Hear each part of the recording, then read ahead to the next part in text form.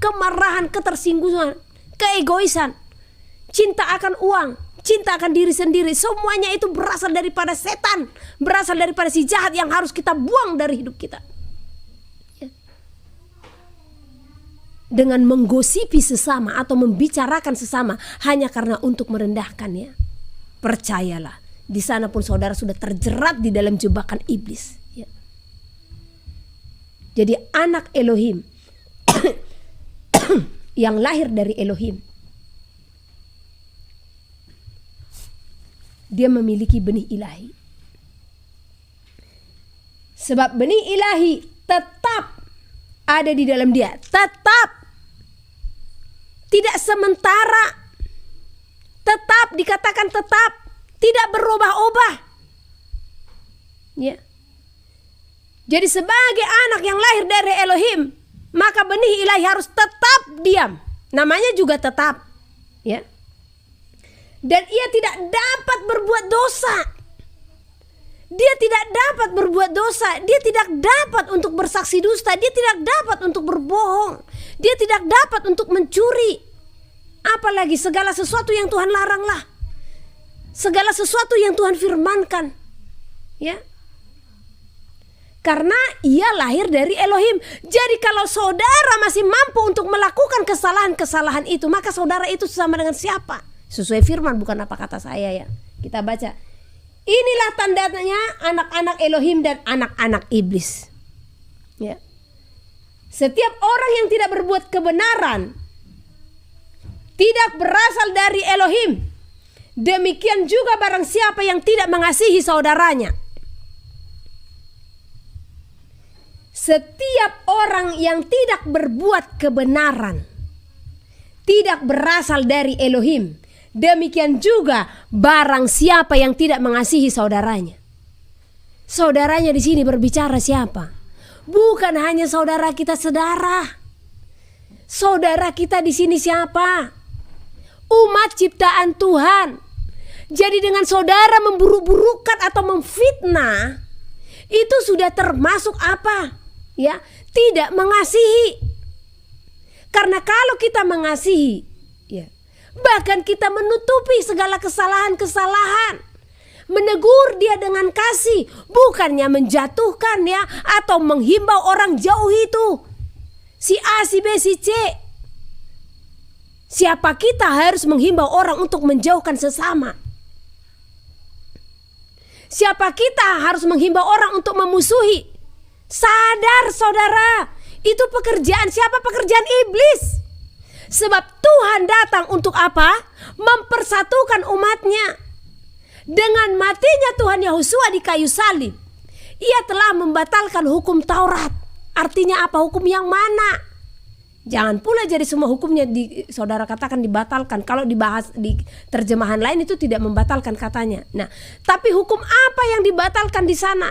Perseteruan yang dibatalkan, ya, supaya saudara juga tidak menyalahartikan arti daripada Efesus 2 ayat 15 ini, ya. Dia telah membatalkan hukum Taurat dengan ketetapannya. Ketetapannya itu apa? Perseteruan antara bangsa Yahudi dengan non-Yahudi. Jadi setelah dengan matinya Tuhan Yahosua, ini tidak ada perbedaan. Siapapun bisa diselamatkan. Sekalipun dia bangsa non-Yahudi yang tidak mengenal Tuhan, dia bisa diselamatkan dengan apa? Dengan dia memiliki iman kepada Yahosua sebagai Tuhan dan Juru Selamat dan melakukan hukum-hukum Tuhan. Kalau bangsa non-Yahudi itu mau melakukannya, maka dia pun akan memperoleh keselamatan, ya. Jadi Tuhan datang mempersatukan. Kenapa kita umat manusia berusaha untuk menjadikan musuh antara yang satu dengan yang lain? Bertobat, ya. Berpalinglah dari jalan-jalanmu yang serong. Apalagi kita sudah membaca, mendengar, dan menjalankan kebenaran firman atau memberitakan kebenaran firman Tuhan. Jauhkan mulut-mulut yang tidak berkenan di hadapan Tuhan. Jauhkan perkataan-perkataan yang tidak berkenan di hadapan Tuhan. Jauhkan dusta, celah, hujat, fitnah, semuanya itu. Kasihilah sesamamu manusia, ya. Gak ada untungnya. Kalau pekerjaan kita menjatuhkan orang lain kepada orang lain, apa untungnya? Yang ada apa? Belum tentu yang kita beritahukan itu percaya akan perkataan itu, ya. Alangkah malunya. Apalagi di saat tahu kalau itu bukanlah benar, berita itu tidak benar. Alangkah malunya. Jadi orang yang tidak mengasihi saudaranya, orang yang tidak berbuat kebenaran, tidak berasal daripada Elohim. Dengan kata lain, anak-anak siapa? Anak-anak iblis. Ya.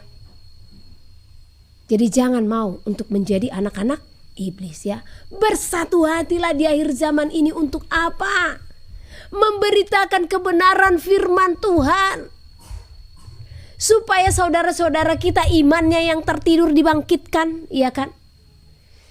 Mereka yang belum tahu kebenaran akan mengetahui kebenaran, itu tugas kita. Tidak zamannya lagi untuk berselisih, berdebat segala macam, ya. Jangan kita disesatkan oleh pikiran kita, jangan kita disesatkan oleh hati kita yang penuh dengan apa? Keirian, kedengkian, ya. Buang semuanya itu jauh-jauh. Tuhan mau datang. Jangankan Tuhan yang mau datang, ya.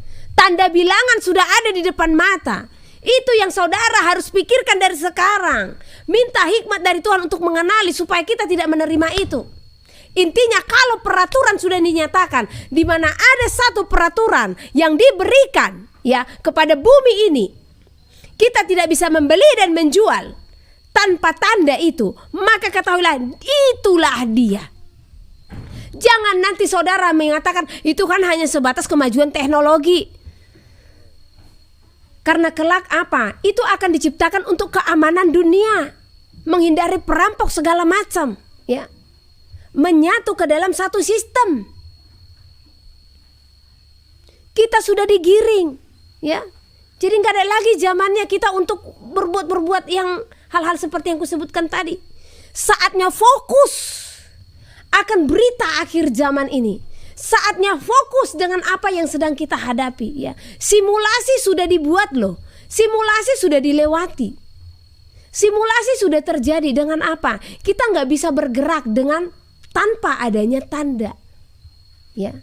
Saat itu berupa apa? Aplikasi. Nah, ke depan kita nggak bisa membeli dan menjual tanpa tanda. Nah, perkara bagaimana nanti bentuknya atau wujudnya, mari kita sama-sama melihat. Yang jelas bagaimanapun bentuknya, jangan pernah menerima itu, ya.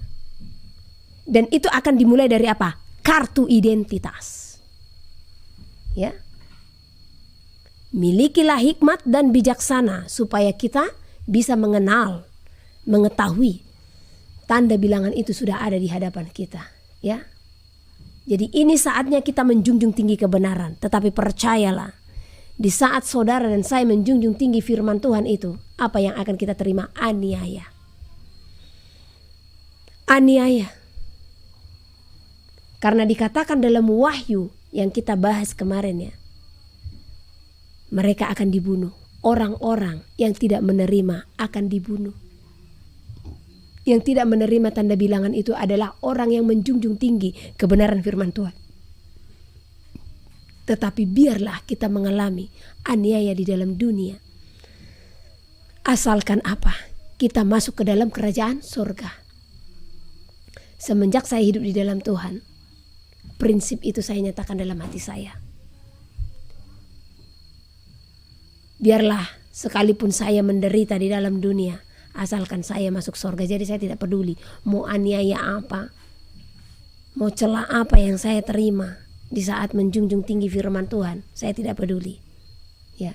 Paling saya hanya datang sama Tuhan, saya menangis, Tuhan ampuni anakmu si A, ampuni anakmu si B, ampuni anakmu si C. Hanya itu saja doa saya, ya.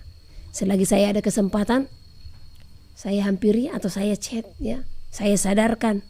Kalau nggak sadar-sadar ya urusannya kepada Tuhan, kan gitu, ya. Berjuanglah untuk hidup benar, jujur di hadapan Tuhan, ya. Jangan serakah, jangan congkak, ya. Jangan mengingini dunia ini, ya. Bagaimana sikap kita menjunjung tinggi kebenaran firman? Bagaimana sikap kita menjunjung tinggi firman Tuhan tersebut, ya. Dengan apa? Yang pertama, mengalahkan keinginan daging. Nah ini ya. Mematikan kedagingan. Ingat saudara terkasih, banyak orang yang akan terjerat nantinya kepada tanda bilangan hanya karena apa? Ya. Hanya karena kebutuhan. Ya. Ingat di saat simulasi yang lalu, banyak orang terjebak. Ya. Terjebak karena apa? Bu, kan nantinya nggak bisa kemana-mana, nggak bisa kerja. Saya hanya bilang saat itu, ini kamu hanya nggak bisa bekerja, tapi membeli dan menjual bisa kan? Bisa, ya sudah. Ini saja kamu sudah kalah, saya bilang. Hanya kamu belum nggak bisa bekerja, hanya kamu nggak bisa bergerak kemana-mana. Bukan berarti kamu tidak bisa melakukan apapun untuk kebutuhanmu. Tetapi di sini pun engkau sudah gagal, saya katakan. Karena kelak ada sesuatu yang nyata nanti di hadapan kita, di mana kita tidak bisa membeli dan menjual. Kemarin kan masih bisa membeli dan menjual, ya? Masih bisa membeli dan menjual, ya. Jadi peraturan yang sesungguhnya nanti, di mana disinilah kita diperhadapkan, ditantang, ya, dengan kita tidak bisa membeli dan menjual. Pada akhirnya, disinilah orang tidak mengenali, hanya karena apa? Kebutuhan. Akhirnya orang berdalih. Dalihnya apa? Itu kan kemajuan teknologi, Bu. Itu belum tanda bilangan. Nah, bisa nanti saudara akan berkata demikian. Karena apa? Kebutuhan. Khawatir. Padahal sesungguhnya Tuhan memberikan kesempatan sebagai persiapan menyongsong masa itu. Ya. Jadi saya tidak heran jikalau masa itu banyak orang yang terjebak. Beberapa hari lalu di saat saya berdoa, Tuhan bukakan akan hal ini, di mana akan banyak orang yang terjebak, ya. Banyak pohon-pohon besar yang tumbang. Minggu lalu saya sudah jelaskan siapa pohon-pohon besar yang tumbang itu. Itu pohon besar loh yang sudah berbuah yang tumbang itu, bukan pohon kecil. Saya kan kemarin katakan kalau itu bukan pohon kecil yang tumbang. Ini adalah pohon-pohon besar yang sudah berbuah tapi tumbang, ya. Itu akan banyak terjadi di saat tanda bilangan itu, di saat tanda di mana kita tidak bisa membeli dan menjual akan ditetapkan, ya. Pohon-pohon besar itu berbicara siapa? Orang yang katanya sudah benar-benar memahami kebenaran firman Tuhan, bahkan sudah melakukan firman Tuhan, tetapi tiba masa itu dia gagal. Hanya karena apa? Kebutuhan.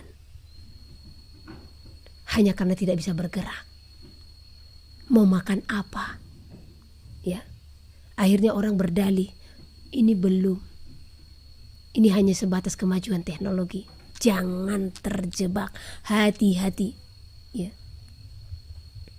Junjung tinggi kebenaran. Karena jikalaupun kita akan teraniaya, ya, bahkan jikalaupun kita harus mati hanya karena menjunjung tinggi firman Tuhan, percaya ada tempat yang Tuhan telah sediakan bagi kita. Tempat yang sangat indah, tempat yang sangat besar. Bahkan di saat kita memasukinya, di saat itu kita akan menyadari tidak seberapa harga yang kita bayar untuk itu. Belum seberapa ternyata harga yang kita bayar selama kita di dalam bumi untuk itu yang Tuhan sediakan itu, ya. Sekalipun dulu saya sudah pernah Tuhan izinkan, ya, walau melalui mimpi melihat Yerusalem baru, ya. Di saat itu sebenarnya secara spiritual, ya, Tuhan menunjukkannya, ya, supranatural lah dikatakan, ya. Nah, saat itu saya tahu kalau tempat saya di bumi, dan saya sadar itu apa. Saya bilang sama Tuhan, Tuhan, jangan kembalikan saya ke bumi lagi. Karena saya tahu itu tempat kemuliaan. ya, yang Tuhan sudah nyatakan bagi kita. Tuhan, jangan sampai saya kembali lagi, karena saya merasakan bagaimana enaknya, bagaimana nyamannya, amannya, damainya, sejuknya, ya, terangnya di tempat itu. Tetapi saat itu Tuhan katakan, anakku, pulanglah, kembalilah, beritahukanlah kepada seluruh umatku, jikalau surga itu adalah nyata, tempat ini telah kusediakan bagi engkau. Engkau yang selalu setia dan taat akan firman-Ku. Itulah kata Tuhan saat itu. Ya. Saya tetap memohon sama Tuhan. Tuhan, sudah cukup. Saya menyampaikan kebenaran pun saya ditolak, Tuhan, saya katakan. Tapi saya sudah melakukan. Tetapi itu yang tetap Tuhan katakan. Beritahukanlah, kembalilah. Beritahukanlah kepada seluruh umatku, surga itu nyata. Makanya waktu ada film The Heaven is Real, ya, saya senyum-senyum karena kalimat itu pernah saya dengar, gitu. Tuhan juga berikan kepada saya untuk saya sampaikan kepada saudara. Dan semenjak hari itulah, karena itu dulu saya alami waktu baru-baru mengalami yang namanya lawatan Roh Kudus, ya. Nah, namun semenjak saat itulah saya tidak pernah menginginkan dunia lagi. Sedikit pun saya tidak pernah menginginkan dunia. Ya. Saya tidak menginginkan yang namanya ketenaran. Kalaupun ada berkat yang Tuhan berikan, itu semua saya salurkan untuk pekerjaan Tuhan. Ya. Jadi kalau ada saudara menuduh saya, memfitnah saya, memperkatakan segala sesuatu terlebih tentang materi, ya, salah besar, saudara. Ya, salah besar. Dan saya berani katakan, bagaimanakah nantinya penghakiman Tuhan atas hidup saudara dengan fitnah-fitnah tersebut. Ya. Karena saya siap berdiri untuk itu. Bahkan saudara pun print out rekening saya siap. Ya. Saya siap. Ya. Karena tuduhan yang diberikan kepada saya beberapa waktu silam. Ada seorang ibu katanya yang mau ikut di dalam tim yang kami sedang bina saat ini. Ya. Saya katanya meminta ibu ini untuk ikut. Dan saya katanya meminta dia untuk menjual rumah. Dan di saat rumahnya laku 400 juta, uangnya saya habiskan dan saya tinggalkan dia. Bohong. Ya. Saya berani katakan, minta ampun dan sujud di hadapan Tuhan dengan perkataan-perkataan itu. Ya. Dari manapun sumbernya. Ya. Jangan berani memperkatakan apa yang tidak benar di hadapan Tuhan. Ya. Bahkan saya siap diperhadapkan dengan orang yang bersangkutan. Bahkan cerita yang sesungguhnya saya tidak meminta dia ikut. Hari itu saya keluar dari Batam. Ya. Ibu ini saya tidak kenal.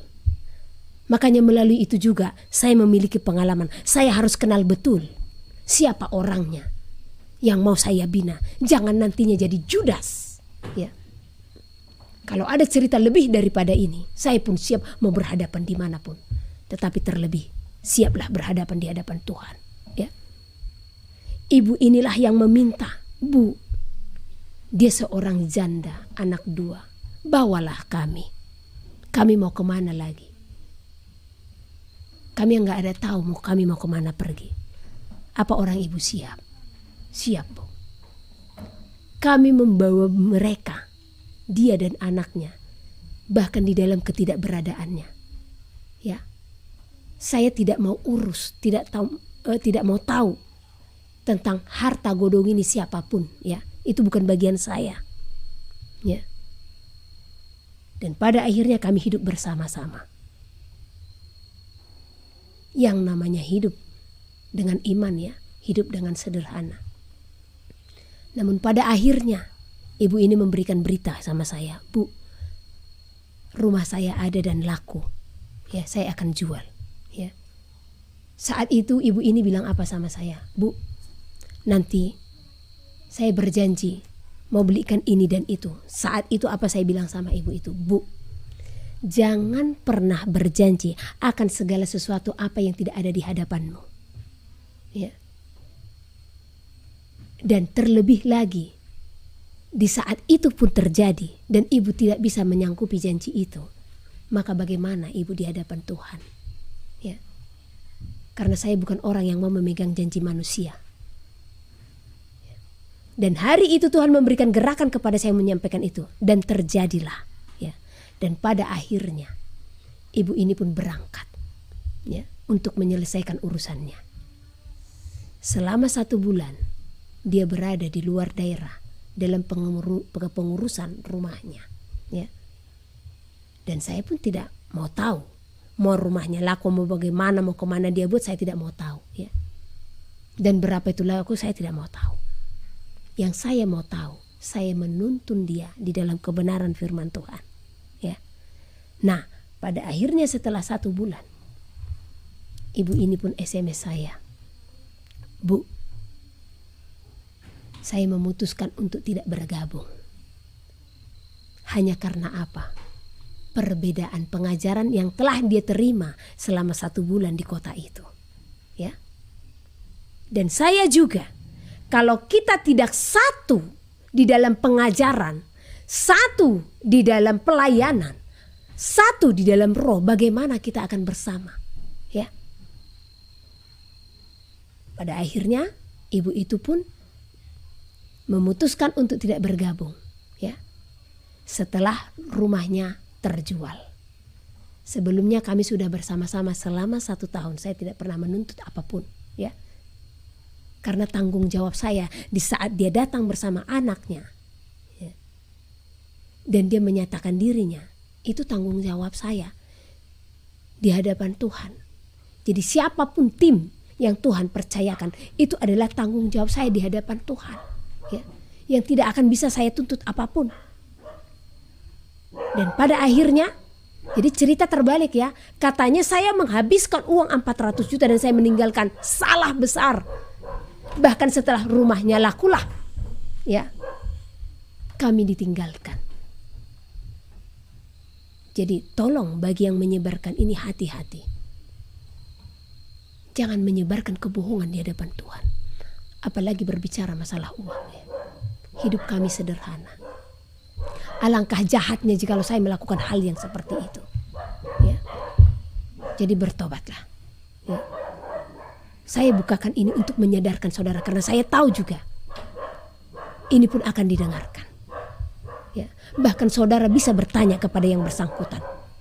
Bisa langsung bertanya kepada yang bersangkutan. Benar atau tidak, dan saya masih memiliki semua bukti dari percakapan-percakapan kami. Ya. Seperti itu. Jadi di sini saya mintakan bagi kita semua, hiduplah kudus di hadapan Tuhan menjelang hari kedatangan Tuhan. Jangan bersaksi dusta tentang sesamamu. Ya. Saya membukakan ini. Saya mengasihi siapapun saudara. Saya tidak mau saudara terjatuh hanya karena dengar-dengaran dengan orang lain. Saya tidak mau saudara pun terjatuh hanya kedengkian dan iri hati. Buang semuanya itu, ya. Mari kita bersama-sama menjunjung tinggi firman Tuhan. Ya. Mari kita bersama-sama maju untuk menyatakan kemuliaan Tuhan. Ya. Kalahkan segala keinginan hati, keinginan mata. Ya. Kalahkan, matikan segala kedagingan. Ya. Kita harus panjang sabar. Ya. Harus panjang sabar. Cerita ini pun tadi saya bukakan di sini karena apa? Sudah mencakup banyak orang yang diberitakan berita ini. Ya. Makanya saya harus sampaikan di sini untuk menyadarkan saudara. Tadinya saya tidak mau, sekalipun saya dikhianati, sekalipun ada Judas atau sekalipun saya ditinggalkan, saya tidak akan pernah mau menceritakan apapun tentang mereka. Karena apa? Kasihlah yang ada di sini. Saya hanya akan tetap berdoa bagi orang-orang yang tadinya sejalan dengan kita, namun pada akhirnya menyimpang. Ya, saya akan tetap berdoa. Saya bukakan di sini supaya apa? Banyak saudara-saudara yang sudah disesatkan pikirannya untuk tersadar. Ya, itulah cerita yang sesungguhnya. Kamilah yang ditinggalkan, bukan kami yang meninggalkan. Itu salah besar. Ya, saya tidak pernah meninggalkan siapapun. Yang ada saya yang selalu ditinggalkan orang-orang. Ya, terlebih karena apa? Kebenaran firman Tuhan. Ya, jadi intinya ibu tadi memutuskan untuk tidak bergabung dengan kita karena dia mengikuti satu pengajaran yang bertentangan dengan pengajaran yang kita terima. Jadi saya juga tidak mau memaksakan dia untuk menerima pengajaran kami, dan dia pun menghargainya. Ya, jadi perpisahan kami baik-baik, ya, tidak ada masalah. Kami tidak ada bertengkar, ya, karena keputusan kan masing-masing, ya gitu. Siapa orang yang datang ke sini atau keluar, tangan saya terbuka lebar. Saudara minta datang, mari. Saudara minta keluar, silahkan. Ya. Saya tidak pernah mengikat siapapun. Ya. Tolong untuk dipahami. Dan satu hal, kenalilah saya supaya saudara tidak terjerat. Ya. Datang ke sini. Lihat hidup kami bagaimana di sini. Lihat hidup saya bagaimana di sini, ya. Jangan saudara membicarakan mau saya kurus sekarang ini, itu kenapa? Saya capek, ya. Capeknya itu turun loh ke ladang, ya. Di ladangnya Tuhan, ya kan. Belum lagi kerja, ya. Segala macam kena matahari. Tetapi semakin sehat loh, semakin kuat loh, ya. Jadi jangan sampai berpikir dia sudah makan uang 400 juta katanya, ya kan. Nah, tetapi dia kurus. Saya harus mengurangi berat badan, itu juga pesan dokter. Jadi selama dari bulan 2 sampai sekarang saya vegetarian, ya. Tidak makan ikan, tidak makan daging, ya. Karena ada satu yang harus saya bersihkan dari tubuh ini, ya, supaya semakin sehat. Itu aja, ya. Jadi wajar lah, orang pun berlomba-lomba untuk diet. Apalagi saya hanya makan sayur, ya. Ya lemak-lemak semuanya habislah, terkuras, ya kan. Tapi sehat gitu. Jadi bukan saya kurus karena dituduhkan apa yang jahat, ya kan. No, tidak, ya. Ya.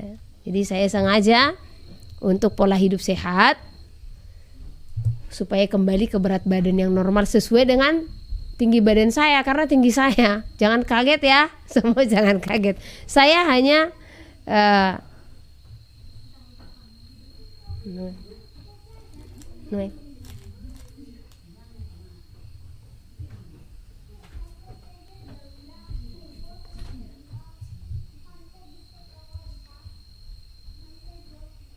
ini nggak ada gambar ini, ya. Oke, mohon maaf, ini ada kesalahan di YouTube, ya. Apa kabel yang terputus di luar, coba dicek.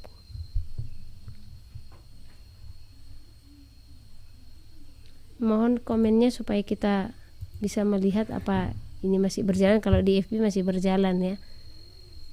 Nah, kalau ini di YouTube sudah berhenti.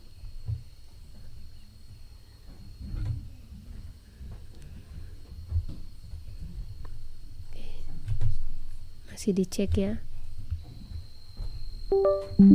Ku tahu Bapa peliharaku, Dia baik, Dia baik.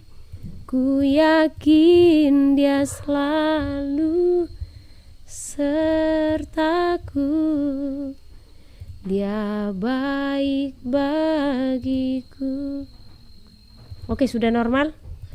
Oke, mantap. Tapi ini belum terhubung, ya. Sudah, kalaupun kamera laptop nggak masalah lah. Siapa tahu kabelnya itu, ya kan. Mohon maaf, ya. Inilah situasi kami, ya.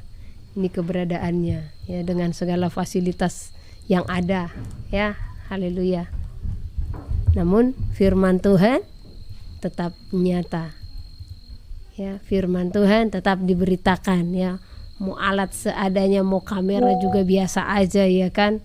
Oke, sudah bagus. Ini Hah? Oke, ini sudah bagus. Mungkin dari kamera laptop aja nggak apa-apa. Oke ya, aman, mantap semuanya, sudah normal. Oke ya. Jadi kita kembali bagaimana menjunjung tinggi firman Tuhan ya. Oh, tadi saya katakan jangan kaget mendengar tinggi badan saya ya. Karena dari semua orang yang saya layani kecuali anak-anak ya, saya paling pendek ya. Tapi biarlah Tuhan yang ditinggikan atas semua itu ya. Nah, saya hanya 1,46 meter kali ya, atau 45 gitulah. Jadi kalau mengingat ke tinggi badan, ya otomatis timbangan saya harus 40 sekian ya kan. Nah sementara ini aja sudah 52 loh ya. Jadi dibilang kurus pun ini udah 52, masih harus dikurangi lagi sesuai standar kesehatan. Tapi udahlah cukuplah segini ya, biar nanti gak jadi batu sandungan juga bagi saudara ya. Karena ada-ada aja komentar orang ya kan. Kadang Bu, mahkotanya kenapa nggak dipakai? Ya ternyata mahkota itu apa? Kayaknya bendo ini aja ya kan. Ya, haleluya, puji Tuhan. Tapi itu penghiburan lah. Kalau saya mendengar seperti itu penghiburan juga ya. Karena saya sangat mengasihi saudara terkasih di dalam Tuhan. Oke. Bagaimana kita menjunjung tinggi firman Tuhan? Ingat tadi menjunjung tinggi ini, firman itu harga mati dalam hidup kita yang tidak bisa diganggu gugat. Ya di atas ya, tidak di atas tidak. Jadi harus melakukan kebenaran, harus sungguh-sungguh. Jangan ada dosa lagi di dalam hidup kita ya. Sebab dikatakan orang yang berbuat dosa adalah anak iblis ya. Kalau anak-anak Elohim tidak ada lagi dosa dalam dirinya. Namun yang ada dalam dirinya adalah kebenaran ya. Supaya kita bisa menjunjung tinggi firman Tuhan itu, yang harus kita lakukan apa? Mematikan kedagingan, mematikan keinginan hati ya, keinginan daging kita, segala hasrat yang bukan berasal daripada Tuhan, matikan semuanya itu ya. Harus panjang sabar, kita harus memiliki buah-buah roh ya. Kita harus panjang sabar ya. Saya semenjak di dalam Tuhan memang diajarkan tentang kesabaran. Kalau dulu ada fitnah, ada apaan, saya menangis. Oh Tuhan, saya menyampaikan firman-Mu, tetapi apa yang saya terima, bahkan saya diviralkan Tuhan, kan gitu ya kan. Karena saya pernah diviralkan ya. Nah, dan luar biasanya berita diviralkan ini apa nih? Foto saya pun foto sebelum bertobat ya. Jangankan saudara yang melihat, saya yang melihat pun geli melihat foto saya sebelum bertobat ya kan. Nah jadi itu pun dibuat foto seperti itu. Hanya karena apa saat itu? Hanya karena saya menyampaikan pesan Tuhan kepada seorang hamba Tuhan yang cukup terkenal ya. Pesannya sih simple. Saya hanya bilang, Pak, Bapak mau Tuhan pakai untuk persatuan tubuh Mesias. Tetapi Tuhan mau Bapak lebih merendahkan hati. Hanya itu loh pesannya. Tiba-tiba saya lihat di sosial media, saya dengar di radio ya, ada yang namanya Henny Situmorang katanya. Itu adalah perempuan Isabel, roh perdukunan. Wow, segala macam ya, sampai klarifikasi pun muka saya dituduh-tuduh seperti ini, ditunjuk-tunjuk ya. Dasar kamu perempuan setan, perempuan Isabel, roh perdukunan, segala macam. Tapi saat itu apa yang keluar dari mulut saya, Pak? Seorang hamba Tuhan tidak akan bisa mengeluarkan kata hujat dari mulutnya. Hanya itu saja yang keluar dari mulut saya. Selebihnya apa? Saya hanya menangis. Ya, kenapa saya menangis? Saya mengingat Tuhan Yesus sudah disalibkan untuk dosa-dosa kita. Kenapa sih masih bisa memperkatakan perkataan yang sia-sia, perkataan-perkataan hujat, perkataan-perkataan kotor? Saya saja yang baru hidup di dalam Tuhan, ya, yang baru tahu kebenaran, belum melayani saat itu sepenuhnya ya. Nah, saya pun takut untuk memperkatakan ya. Karena pernah ada satu kalimat, ini mungkin saya ucapkan hanya untuk sebagai mengajar saudara saja ya. Ada seseorang yang membuat hati ini seperti geram gitu ya. Nah, hanya karena itu masalah usaha adik saya gitu ya. Dan akhirnya segala macam ibu ini ucapkan. Nah, sementara saya tahu dia seorang tokoh di dalam gereja yang sebagai tokoh lah gitu ya, yang sebagai panutan lah di dalam gereja gitu. Tapi saya herannya hanya perkara baju ya, dia mampu memaki-maki segala macam. Saya heran sampai saya bilang, Bu, kuasailah perkataan ibu. Tapi segala macam dia ucapkan, ya. Akhirnya saya telepon adik saya. Bajunya ini belum siap ya kamu buat. Kenapa? Saat itu terucap dari mulut saya, aduh kurang ajar itu. Oh, itu aja keluar dari mulut saya, spontan tangan saya bergerak, pop. Tangan saya sendiri dipakai menampar mulut saya. Hanya mengatakan kata itu tadi, ya. Nah, di situ saya sadar, mengatakan kata kurang ajar pun salah ternyata di hadapan Tuhan, ya. Nah, waktu demi waktu saya belajar, ya. Saya terlalu geram pun salah, saya ditegur, ya. Luar biasa Roh Kudus menuntun dan mendidik. Di situ saya tahu, jangankan memaki-maki, hanya mencurahkan isi hati saja saya bilang kata itu tadi. Saya sudah ditampar dan ditegur. Masih enak saya ditampar, gimana kalau di neraka, ya? Masih enak di dalam bumi kita diberikan teguran. Bagaimana kalau kita mengakhiri pertandingan dengan kegagalan, ya? Nah, hari itu saya melihat seorang hamba ini, ya, luar biasa perkataan-perkataan yang keluar dari mulutnya. Saya hanya mengucapkan kata-kata itu, Pak. Seorang hamba Tuhan tidak akan keluar kata hujat dari mulutnya, karena itu yang saya tahu, gitu, ya. Saya menangis karena apa saat itu? Loh, Tuhan kan udah mati, udah datang ke dalam dunia hanya untuk menebus dosa manusia. Masa iya orang yang katanya hamba Tuhan sanggup menghina seperti ini, gitu, ya? Bahkan saya berpikir, bahkan orang bersalah sekalipun saya tidak akan berani memperkatakan seperti itu. Semenjak saya mengenal pribadi Tuhan, disitulah saya semakin belajar. Ternyata banyak orang sekalipun menyatakan diri sebagai hamba Tuhan tidak mengenal pribadi Tuhan, hanya tahu siapa Tuhan. Karena kalau dia mengenal pribadi Tuhan, maka di dalam hidupnya penuhlah kasih akan Tuhan, kasih kepada sesama manusia. Nah, mari kita belajar itu bersama-sama, ya. Jadi jangan pernah mengucapkan kata yang sia-sia, yang hanya merendahkan dan menjatuhkan, ya. Nah, kita harus panjang sabar, ya. Dulu waktu baru-baru mengalami semuanya itu, gimana sih Tuhan, hanya menyampaikan kebenaran saya harus mengalami ini, gitu, ya kan. Nah, saya menangis dan menangis. Tapi di situ Tuhan ingatkan saya akan satu firman. Berbahagialah dan bersukacitalah engkau yang masuk ke dalam penderitaan Hamasiah. Ya. Jadi kalau kita masuk ke dalam penderitaan di mana dia dianiaya, di mana dia ditolak, di mana dia dicela, dihujat, difitnah, hanya karena kebenaran, ya, maka kita pun bersukacitalah yang masuk ke dalam penderitaan itu. Ya. Intinya asalkan kita tetap kuat. Jangan jadi mundur, ya. Puji Tuhan, Tuhan berikan saya kekuatan. Saat itu nggak ada yang menuntun saya, apalagi saya bukan dari kalangan yang namanya karismatik yang mengerti tentang semua itu, ya. Saya Tuhan angkat bahkan dari gereja kesukuan yang tidak mengerti perkara-perkara roh, ya. Tapi tiba giliran saya ke karismatik.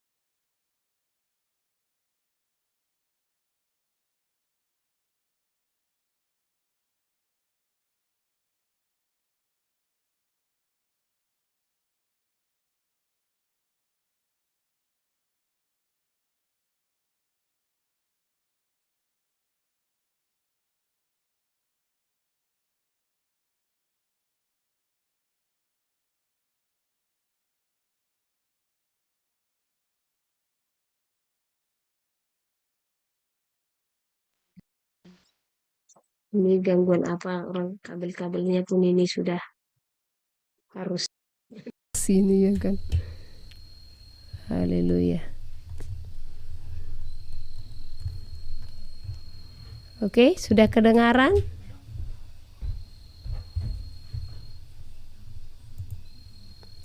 Mari kita semua umat pilihan Bapa.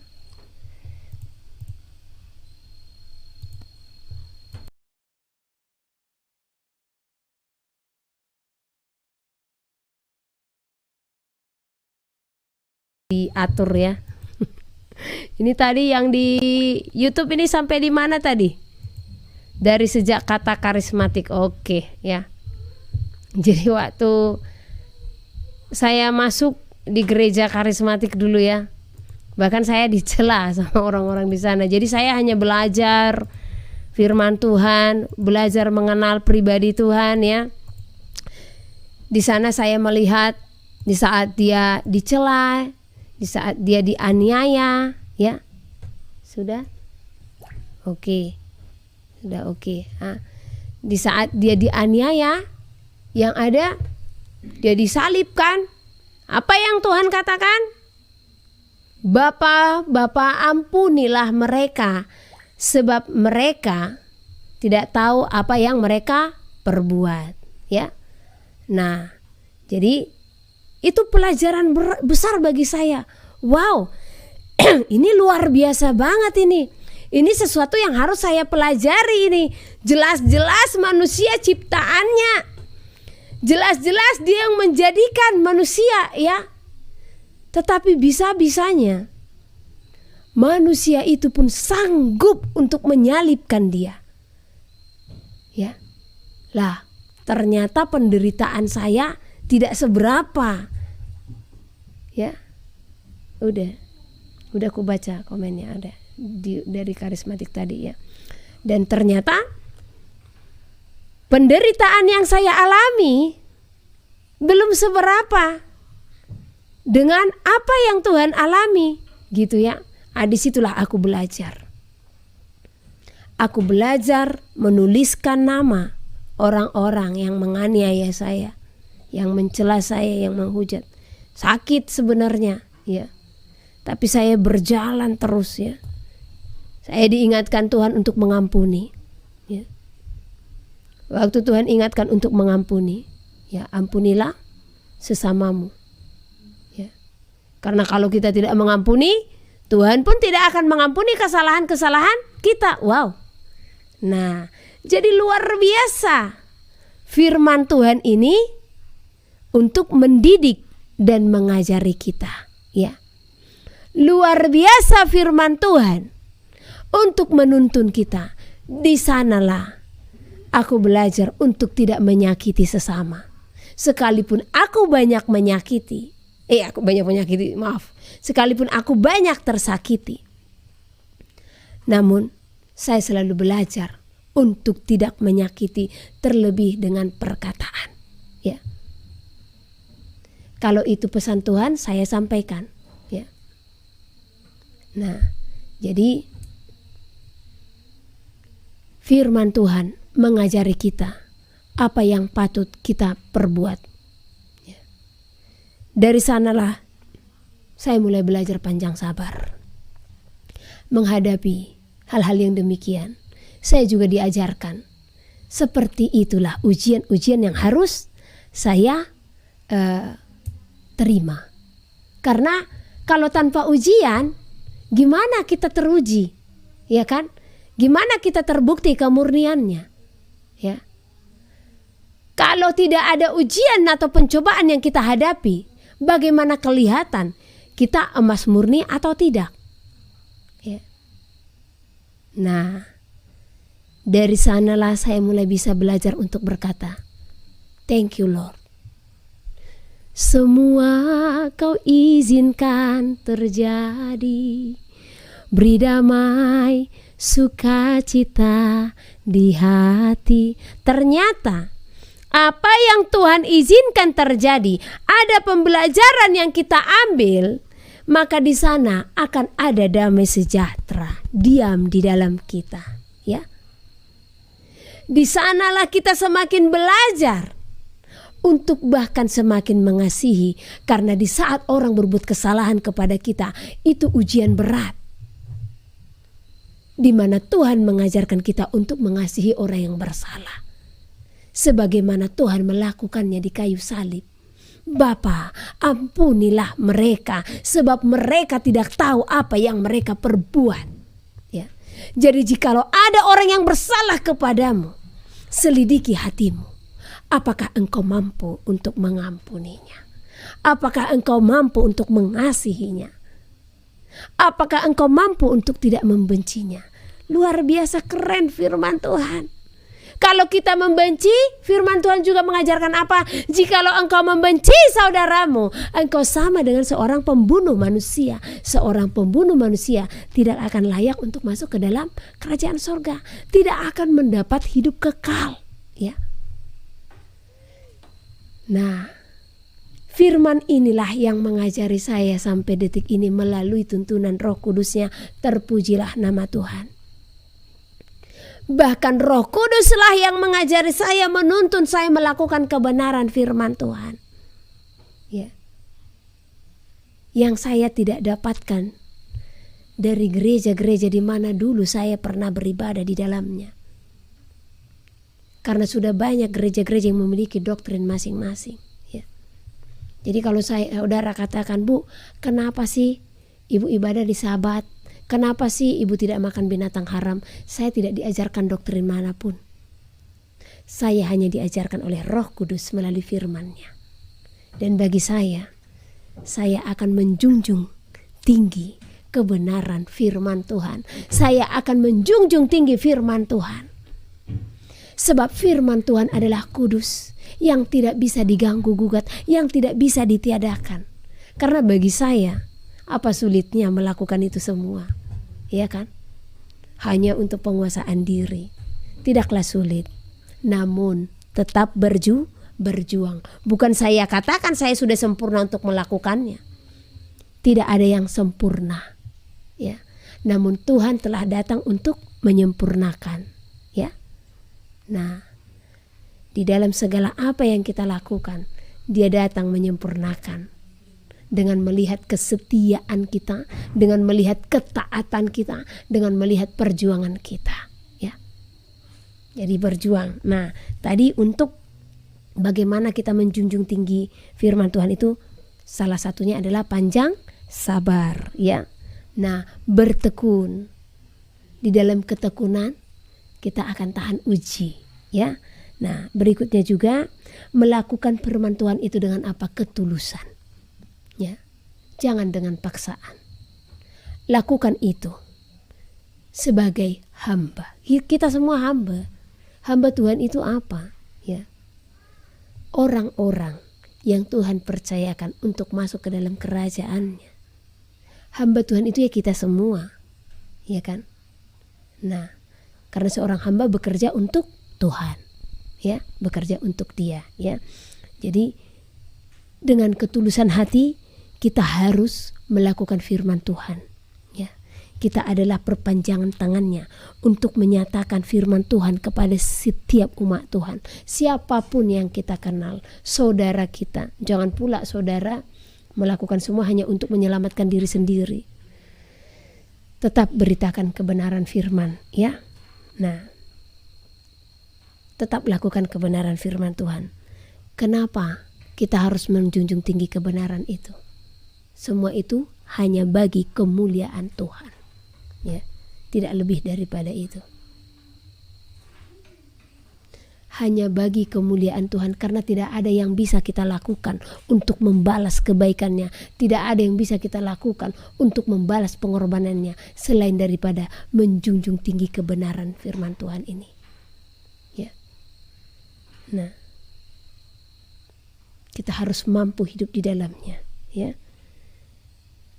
Karena firman Tuhan itu penuntun bagi setiap umat manusia agar hidup kita benar-benar berkenan di hadapan Tuhan, agar hidup kita melakukan segala kehendak Tuhan, supaya kita bisa masuk ke dalam kerajaan sorga, ya.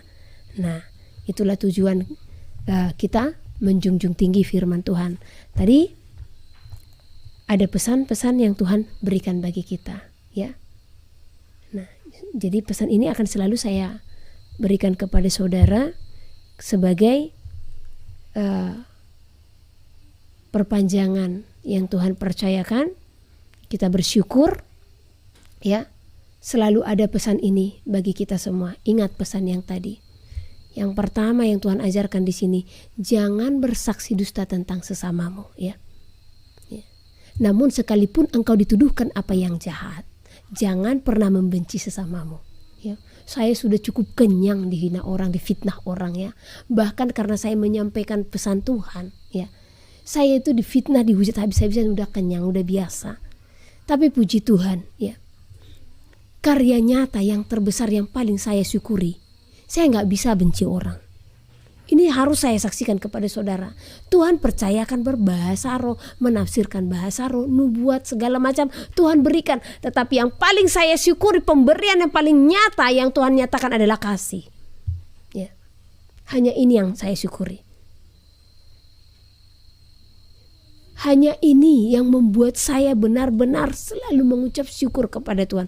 Gak bisa benci orang. Sesakit apapun saya dibuat oleh mereka, sehina apapun saya difitnah atau dihujat, gak bisa saya benci. Yang ada saya selalu berurai air mata di saat saya menuliskan nama mereka untuk saya doakan.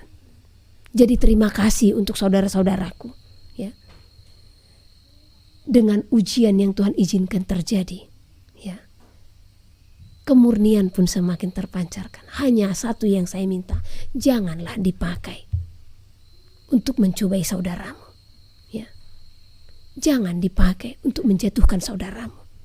Ingat tadi, orang yang berbuat dosa, dengan kita bersaksi dusta tentang sesama, dengan kita mencela menghujat, itu adalah perbuatan dosa. Dan dosa itu adalah perbuatan yang dilakukan oleh anak-anak iblis sesuai dengan yang tertulis dalam 1 Yohanes tadi, ya. Nah, dan saudara kalau mengalami seperti apa yang saya alami, maju supaya naik level, ya. Karena kalau nggak ada ujian itu kita nggak akan naik level.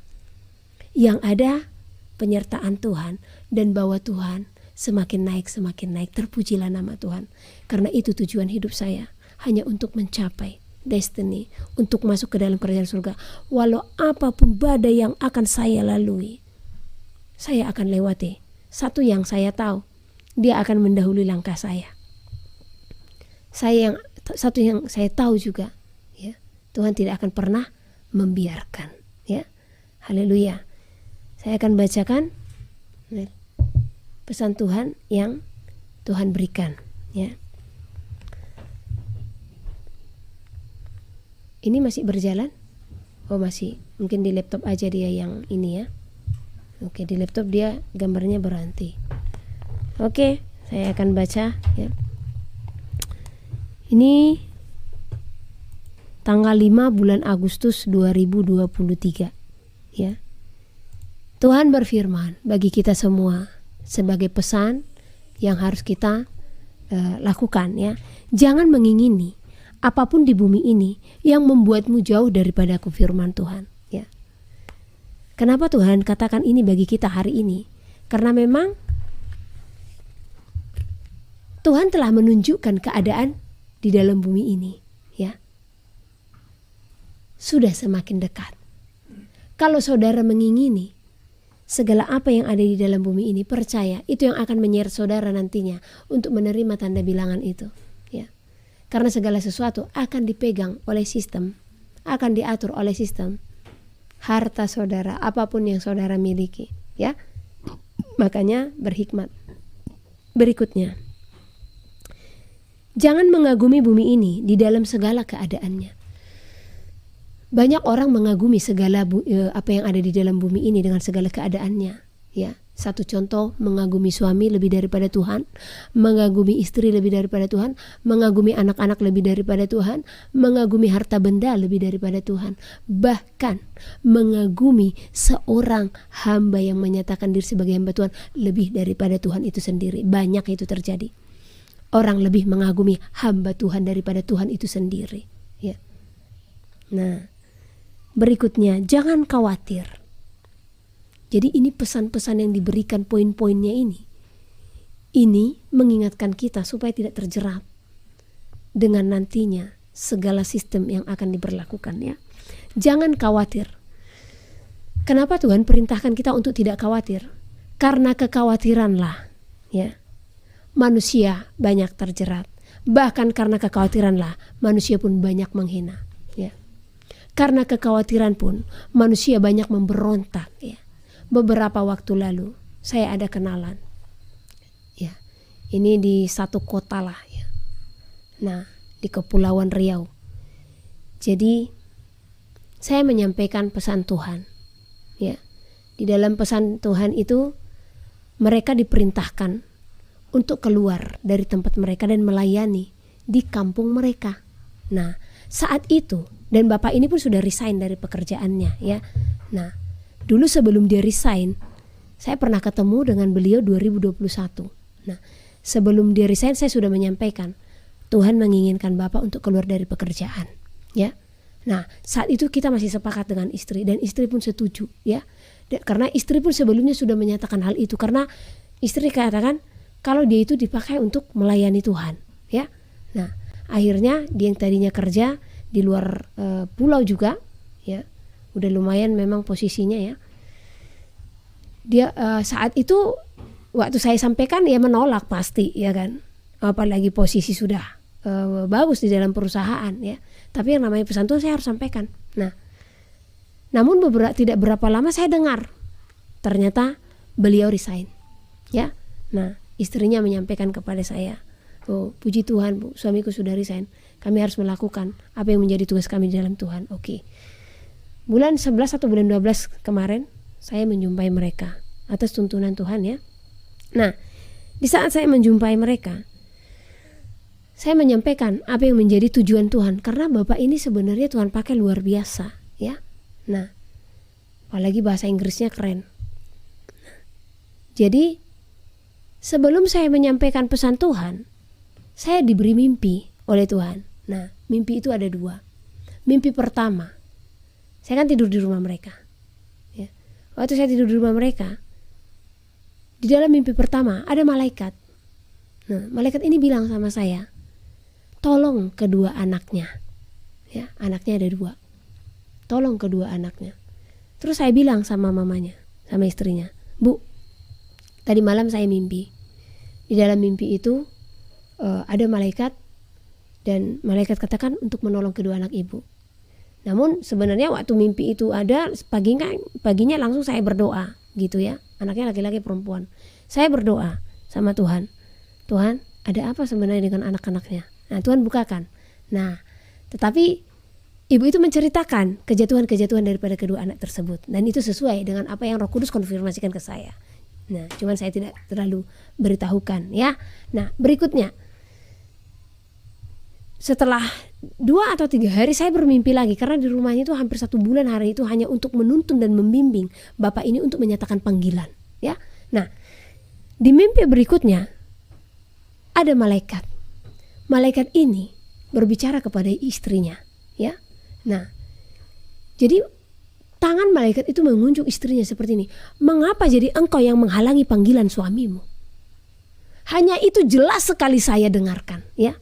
Nah, sebelum saya menyatakan pesan Tuhan kepada mereka, terlebih dahulu saya beritahukan mimpi ini. Bu, saya bermimpi loh tadi malam. Apa katanya? Ada malaikat bilang sama ibu, mengapa jadi engkau yang menghalangi panggilan suamimu? Nah, jadi Bu, dukunglah suamimu dalam pekerjaan Tuhan. Apapun nanti yang Tuhan pesankan, dukunglah dia. Mungkin akan berat secara daging, gitu, ya. Amsal pasal 29. Siapa bersih tegang leher, walaupun telah mendapat teguran, akan sekonyong-konyong diremukkan tanpa dapat dipulihkan lagi. Jika orang benar bertambah, bersukacitalah rakyat. Tetapi jika orang fasik memerintah, berkeluh kesahlah rakyat. Orang yang mencintai hikmat menggembirakan ayahnya, tetapi siapa yang bergaul dengan pelacur memboroskan harta. Dengan keadilan seorang raja menegakkan negerinya, tetapi orang yang memungut banyak pajak meruntuhkannya. Orang yang menjilat sesamanya membentangkan jerat di depan kakinya. Orang yang jahat terjerat oleh pelanggarannya, tetapi orang benar akan bersorak dan bersukacita. Orang benar mengetahui hak orang lemah, tetapi orang fasik tidak mengertinya. Pencemooh mengacaukan kota, tetapi orang bijak meredakan amarah. Jika orang bijak berperkara dengan orang bodoh ini mengamuk dan tertawa, sehingga tak ada ketenangan. Orang yang haus akan darah membenci orang saleh, tetapi orang yang jujur mencari keselamatannya. Orang bebal melampiaskan seluruh amarahnya, tetapi orang bijak akhirnya meredakannya. Kalau pemerintah memperhatikan kebohongan, semua pegawainya menjadi fasik. Si miskin dan si penindas bertemu, dan Tuhan membuat mata kedua orang itu bersinar. Raja yang menghakimi orang lemah dengan adil, tahtanya tetap kokoh untuk selama-lamanya. Tongkat dan teguran mendatangkan hikmat, tetapi anak yang dibiarkan mempermalukan ibunya. Jika orang fasik bertambah, bertambahlah pula pelanggaran, tetapi orang benar akan melihat keruntuhan mereka. Didiklah anakmu, maka ia akan memberikan ketentraman kepadamu dan mendatangkan sukacita kepadamu. Bila tidak ada wahyu, menjadi liarlah rakyat. Berbagailah orang yang berpegang pada hukum. Dengan kata-kata saja seorang hamba tidak dapat diajari, sebab walaupun ia mengerti, namun ia tidak mengindahkannya. Kau lihat orang yang cepat dengan kata-katanya. Harapan lebih banyak bagi orang bebal daripada bagi orang itu. Siapa memanjakan hambanya sejak muda, akhirnya menjadikan dia keras kepala. Si pemarah menimbulkan pertengkaran, dan orang yang lekas gusar banyak pelanggarannya. Keangkuhan merendahkan orang, tetapi orang yang rendah hati menerima pujian. Siapa menerima bagian dari pencuri, membenci dirinya. Didengarnya kutuk, tetapi tidak diberitahukannya. Takut kepada orang mendatangkan jerat, tetapi siapa percaya kepada Tuhan dilindungi. Banyak orang mencari muka pada pemerintah, tetapi dari Tuhan orang menerima keadilan. Orang bodoh adalah kekejian bagi orang benar. Orang yang jujur jalannya adalah kekejian bagi orang fasik. Amsal pasal 30. Perkataan-perkataan Agur bin Yake. Perkataan Agur bin Yake dari Masa. Tutur kata orang itu, aku berlelah-lelah ya Allah, aku berlelah-lelah sampai habis tenagaku, sebab aku ini lebih bodoh daripada orang lain. Pengertian manusia tidak ada padaku, juga tidak kupelajari hikmat, sehingga tidak dapat kukenal yang Maha Kudus. Siapakah yang naik ke surga lalu turun? Siapakah yang telah mengumpulkan angin dalam genggamnya? Siapakah yang telah membungkus air dengan kain? Siapakah yang telah menetapkan segala ujung bumi? Siapa namanya dan siapa nama anaknya? Engkau tentu tahu.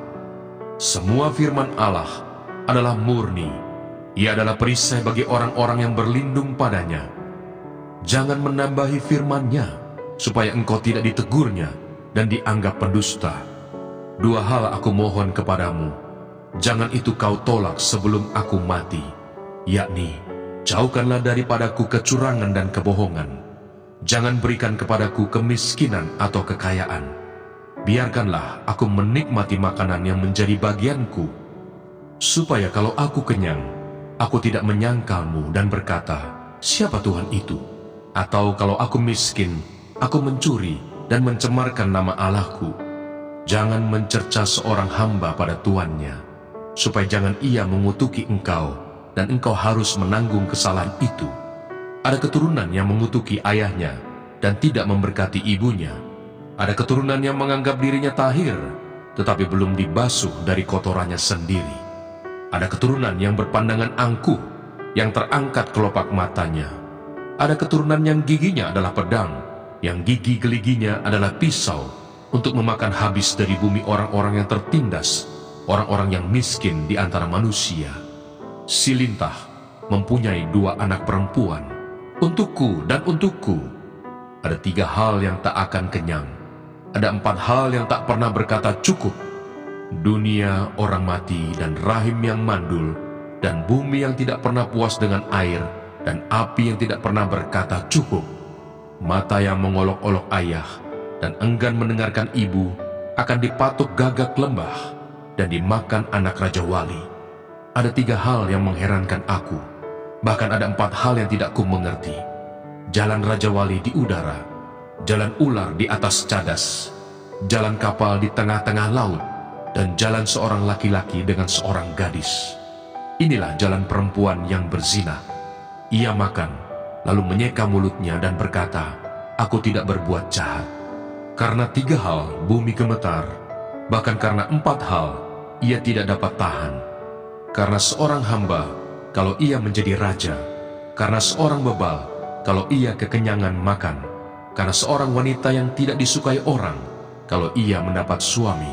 Dan karena seorang hamba perempuan, kalau ia mendesak kedudukan nyonyanya. Ada 4 binatang yang terkecil di bumi, tetapi yang sangat cekatan. Semut, bangsa yang tidak kuat, tetapi yang menyediakan makanannya di musim panas. Pelanduk, bangsa yang lemah, tetapi yang membuat rumahnya di bukit batu. Belalang, yang tidak mempunyai raja, namun semuanya berbaris dengan teratur. Cicak yang dapat kau tangkap dengan tangan, tetapi yang juga ada di istana-istana raja. Ada 3 binatang yang gagah langkahnya, bahkan 4 hal yang gagah jalannya, yakni singa yang terkuat di antara binatang, yang tidak mundur terhadap apapun, ayam jantan yang angkuh atau kambing jantan, dan seorang raja yang berjalan di depan rakyatnya. Bila engkau menyombongkan diri, tanpa atau dengan berpikir, tekapkanlah tangan pada mulut. Sebab kalau susu ditekan, mentega dihasilkan, dan kalau hidung ditekan, darah keluar, dan kalau kemarahan ditekan, pertengkaran timbul.